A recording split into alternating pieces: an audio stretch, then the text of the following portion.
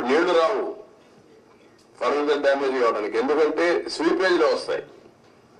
ముందు వచ్చినంత ఫోర్స్ మొత్తం నీళ్లలో వచ్చేసాయి కదా, ఆ నీళ్లన్నీ వచ్చి డయాఫామ్ వాల్ మీద పడి సుడిగా ఎక్కడికక్కడ కిందన పైన సుడి తిరిగేసి మొత్తం కొట్టేసింది. సార్ సార్ సార్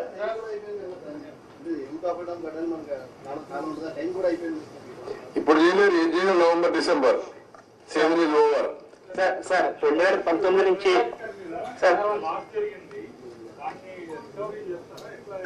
ఎవరి దగ్గర చేద్దాం? Good point.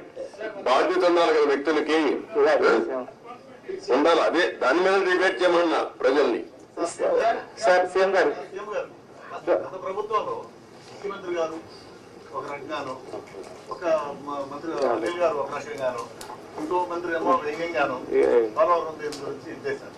మనకు దానికి డిఫరెంట్ గా ఏం చేయకూడదు అంటే ఇప్పుడు ఏం చేయాలని నేను అడుగుతాను మిమ్మల్ని. నేనేం చేయాలని నేను కూడా ఇంకా అధ్యయనం చేస్తున్నా.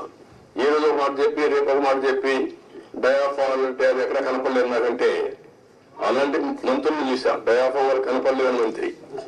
సార్ 2019 నుంచి 2024 వరకు సార్ 2019 నుంచి 2024 వరకు పోరాడు ప్రయత్నం జరిగిన అక్రమాలపై ఏదైనా కమిటీ వేసే అవకాశం ఉందంట. అరే కమిటీ వేద్దామయ్యా, అది కాదు కదా మిమ్మల్ని మీరంతా కూడా ఏంటంటే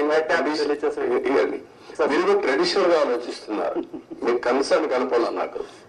ఒక ఎంక్వైరీ చేసేయండి, యాక్షన్ తీసేసుకోండి, ఏం చేస్తారు మీరు? ఇంత డ్యామేజ్ జరిగింది, ఇన్ని వేల కోట్లు, ఇంత ప్రజల భవిష్యత్, ఇది ఎంత అన్యాయం జరిగింది, అది మీరు డిస్కస్ చేసే బదులు మీరు కూడా ఒక ఎంక్వైరీ చేసేయండి, ఎప్పుడు చేసేస్తారు చెప్పండి, ప్రాజెక్టు ఎంత అవుతుంది చెప్పేయండి అంటే నాకేదో పెద్ద అన్ని నాకు తెలిసినట్టు రాసికి. సార్ నిర్వాసితులకు సంబంధించి సార్ ప్రాజెక్ట్ గురించి ఒక విషయం పక్కన పెట్టినా, నిర్వాసితుల గురించి ఏంటి సార్? అది కూడా ఇది అది అన్ని లింక్డ్ అయ్యి ప్రాజెక్ట్ కట్టకపోతే డబ్బులు ఇవ్వలేరు కదా, గవర్నమెంట్ ఆఫ్ ఇండియా కూడా ఇవ్వరు కదా, వాళ్ళకు అన్యాయం జరిగింది కదా. రోజు రోజు పెరిగిపోతుంది ఖర్చు కూడా. మళ్ళీ ఇప్పుడు వాళ్ళకి అప్పుడే కానీ ఇచ్చుంటే తక్కువ అమౌంట్ అయ్యేది. రోజు రోజు అమౌంట్ పెరిగింది, R&R పెరుగుతా ఉంది, ల్యాండ్ ఎక్విజిషన్ పెరుగుతా ఉంది. వెరీ కాంప్లికేట్ చేసేసారంటాను ప్రాజెక్ట్ ని. Sir one minute